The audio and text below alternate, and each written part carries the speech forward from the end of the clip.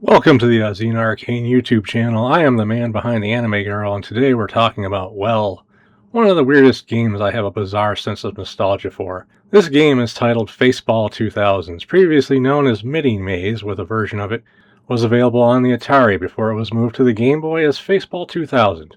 Today I'm talking about the Super Nintendo version of the game because while I know a lot of people are more nostalgic for the Game Boy version, I've never been much for handhelds. Even as a kid, I hated playing a game on a tiny device, though I got other reasons nowadays as to why I would not consider doing such a thing. Apparently the game was pretty innovative for the time it was created. It predates the concept of LAN parties, and the Game Boy game attempted to make it into a 16-player arena deathmatch first-person shooter. Didn't really work out that way until years later with mods, because at the time the Game Boy link cables only allowed you to link up to 4 Game Boys at a time. I can't speak to that experience as the Super Nintendo version is only 2-player split screen, and I don't even have footage of that because I don't have anyone to play with locally anymore.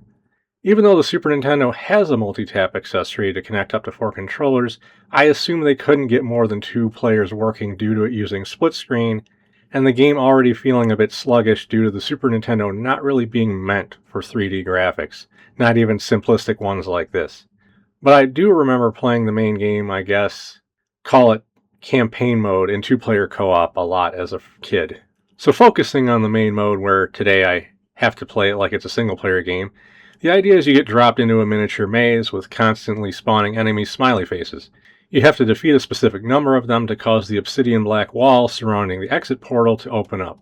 You occasionally see flashing enemies who take more hits to defeat, but when they go down will drop some kind of power-up to help you temporarily. The early stages are filled with enemies that are relatively simple-minded and just kind of wander around or shoot at random. If you actually get hit by them, it's more of a coincidence than any kind of intention on the part of the actual enemy AI. Eventually, green-colored enemies will appear, which actually will aggressively attack you more often if they notice you. Their behavior and how many hits they take becomes more complicated the further you get into the game, where you'll eventually encounter enemies that dodge your attacks better than a human player on an SNES controller possibly could. So eventually, you're going to start getting defeated, which is where you're going to get hit with the weird charm of this game that I have nostalgia for. Have a nice day. Every time you're defeated, the smiley faces declare for you to have a nice day, that catchphrase associated with the ever-lovable smiley face. Well, lovable until it shoots you in the face with balls, which you're going to hear a lot, especially if you're playing single player, while you regenerate over time, and that makes the easier levels early on, well, really easy. The later levels are near impossible, with the controller not really giving you a good way to strafe to avoid enemy attacks, while the enemy seems fully capable of doing so. I think a lot of my happy memories of this game are from playing co-op with a friend, because a team effort likely makes it easier to make some kind of legitimate progress in the game.